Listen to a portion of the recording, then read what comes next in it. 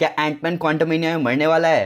ऐसा मैं नहीं कह रहा हूँ, ऐसे हालात कह रहे हैं। और इस वीडियो को देखने के बाद शायद आप भी कहोगे। एंटमैन द वॉस्प क्वांटमेनिया का ट्रेलर हाल फिलहाल ही हमारे सामने आया है, जहां एंटमैन एवेंजर्स एंड गेम के इवेंट्स के बाद अपनी पॉपुलैरिटी को एंजॉय कर रहा है। हमें फेज 4 की बाकी मूवीज और सीरीज से भी पता चला है कि स्कॉट लैंग अब जगह जगह पॉडकास्ट दे रहा है बैटल ऑफ अर्थ के इवेंट्स के बारे में। उसका कैरेक्टर रॉजर्स द म्यूजिकल में भी था और उसने अपने एक्सपीरियंस के बारे में बुक भी लिखी। इसका मतलब अगर बैटल ऑफ अर्थ के इवेंट्स को कोई अच्छे से कैच इन कर रहा है तो वो है स्कॉट लैंग। इन सब के ऊपर हमने क्वांटमेनिया के ट्रेलर में भी देखा कि जिस बास्किन रॉबिन से उसको निकाला गया था, वहां उसे एम्प्लॉय ऑफ द सेंचुरी बनाया गया है। उसकी फोटो बच्चों के बैग्स पर है और उसको रेड कार्पेट पर बुलाया जा रहा है। पर प्रॉब्लम यहाँ ये है कि असली में कोई उसको नहीं जानता। ऐसा सोशल मीडिया इन्फ्लुएंसर्स के साथ बहुत होता है। कई बार ऐसा होता है कि उनकी वायरल वीडियो देखकर लोग उन्हें पहचानते तो हैं, पर कोई उनका नाम नहीं जानता।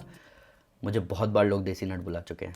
तो स्कॉट लैंग का एंटमैन ज्यादा पॉपुलर नहीं है, ये चीज हम एंड गेम में भी विटनेस कर चुके हैं। इवन सिविल वॉर में भी टोनी उसे नहीं जानता था, पर कोई और एंटमैन को जरूर जानता है, और वो है इस पूरे मल्टीवर्स सागा का सबसे बड़ा विलन कैंग द कॉन्करर, जिसे एंटमैन की जरूरत है। किस लिए, इसके बारे में आगे बात करूंगा। पर ऐसा हो सकता है कि फेज 5 की शुरुआत में हम जबरदस्त सुपर हीरो को खो देंगे। एमसीयू में एंटमैन की पॉपुलैरिटी की ही तरह एंटमैन मूवीज आज तक फैंस के बीच उतनी पॉपुलर नहीं रही हैं, और इसका सबसे बड़ा रीजन है एंटमैन मूवीज की प्लेसमेंट। एंटमैन फेज 2 की लास्ट मूवी थी जो कि फैंस के सामने आई एवेंजर्स एज ऑफ अल्ट्रॉन के बाद, जबकि एंटमैन द वॉस्प आई इन्फिनिटी वॉर और एंड गेम के बीच में, जो कि सिर्फ क्वांटम रियल्म को इंट्रोड्यूस कर गई बजाय कि एंटमैन और वॉस्प जैसे बड़े कैरेक्टर्स को इंट्रोड्यूस करने के। इन दोनों मूवीज में ही हमें ज्यादा बड़े विलन नहीं दिखाए गए। दूसरी मूवी का विलन तो और बेकार था, पर एंटमैन द वॉस्प क्वांटमेनिया पिछली आई दोनों मूवी से बहुत अलग है। यहाँ एक नहीं दो बड़े विलन्स दिखेंगे, जिनमें से एक विलन पूरे मल्टीवर्स सागा यानी कि फेज 4, 5, 6 का विलन है। प्लस इस मूवी में होने वाले इवेंट्स पूरे एमसीयू को अफेक्ट करेंगे। हालांकि एंटमैन द वॉस्प क्वांटमेनिया की असली इंपॉर्टेंस सामने आती है कैंग द कॉन्करर की वजह से। जोनाथन मेजर्स, जो कि लोकी सीरीज में ही हू रिमेन्स का रोल प्ले कर चुके हैं,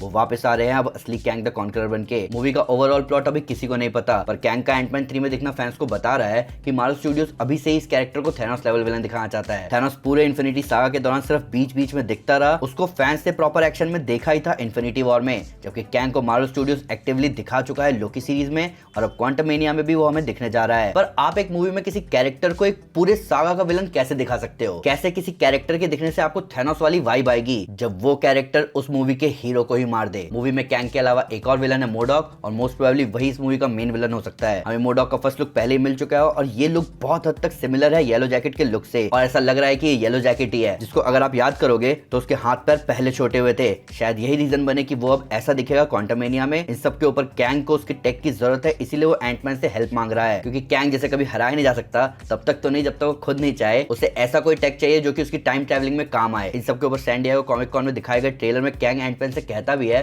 कि मैं तुम्हें शायद मार चुका हूँ। ये खुद बहुत बड़ा इंडिकेशन है कि एंटमैन की जान खतरे में है। वापस आए डैरेन क्रॉस पर, तो डैरेन इतने टाइम से क्वांटम रियल में फंसा हुआ है, अब वो एंटमैन से बदला लेना नहीं चाहेगा तो कौन बदला लेना चाहेगा? तो कहीं से भी एंटमैन का भविष्य ज्यादा बढ़िया नहीं दिख रहा। प्लस कॉमिक्स में केसी लैंग अपना सुपर सूट पहनती ही तब है जब एंटमैन मर जाता है। प्लस जैसे एमसीयू में स्कॉट परेशान है कि उसे कोई नहीं जानता, वैसे कॉमिक्स में केसी परेशान रहती थी कि कोई भी उसके पिता को हीरो की तरह नहीं बल्कि एक ऐसे इंसान की तरह दिखता है जो जेल जा चुका है। अगर इन सब के ऊपर भी हम मान ले कि Scott Ant Man the Wasp Quantumania survive कर जाएगा, तो इस मूवी के प्रोडक्शन के क्रू शर्ट्स पर ध्यान दो भाई, उसका बचना बहुत मुश्किल है। थैनोस इन्फिनिटी वॉर में दिखने के साथ ही हल्क को हराता है और लोकी को जान से मार देता है। वहीं सब समझ जाते हैं कि थैनोस कितनी बड़ी मुसीबत है, और यही फीलिंग कैंग से आएगी अगर उसने किसी सुपर हीरो को मार दिया तो। और ये अकेला इवेंट उसे आने वाली मूवीज यानी एवेंजर्स कैंग डायनेस्टी और एवेंजर्स सीक्रेट वॉर्स के लिए बहुत बड़े विलन की तरह स्टैब्लिश कर देगा। तो दोस्तों, ये थी वीडियो स्कॉट लैंग पर मंडरा रहे बहुत बड़े खतरे के बारे में। क्वांटमेनिया फेज 5 की पहली मूवी है, और जिस फेज की शुरुआत कैंग जैसे विलन के साथ हो रही है उसकी तो बात ही कुछ और आने वाली है। हालांकि अगर क्वांटमेनिया के ज्यादातर इवेंट्स क्वांटम रियल में होंगे तो शायद हमें लुई और बाकी स्कॉट के दोस्त नहीं दिखेंगे, पर फिर भी अगर मुझसे कोई डिटेल मिस हो गई हो या आपके उसको नया फैक्ट इस वीडियो से रिलेटेड, तो प्लीज हमें कमेंट पर जरूर बताएं। हमारे सोशल मीडिया हैंडल पर हमारे साथ शेयर करें,